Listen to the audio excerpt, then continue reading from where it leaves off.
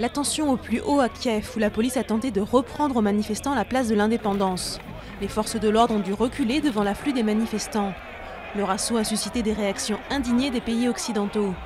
Alors que le président est accusé de vendre l'Ukraine à la Russie, le Premier ministre a déclaré que son pays pouvait signer un accord avec l'Union européenne si elle lui fournissait 20 milliards d'euros d'aide. Les Sud-Africains disent adieu à Nelson Mandela.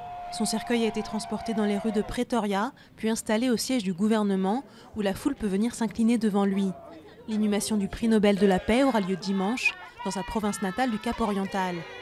La fin d'une ère pour de nombreux Sud-Africains, déçus par l'évolution de l'ANC et le comportement du président Jacob Zuma, éclaboussé par des affaires de corruption.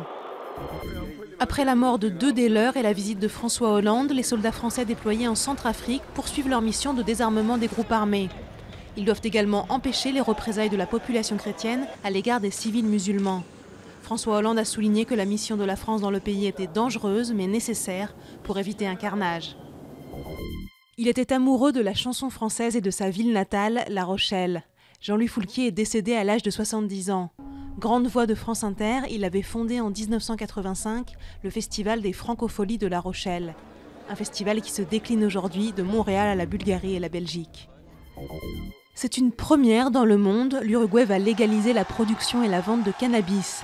Une loi voulue par le président de gauche José Mujica, dont le mandat a déjà été marqué par la dépénalisation de l'avortement et l'autorisation du mariage homosexuel.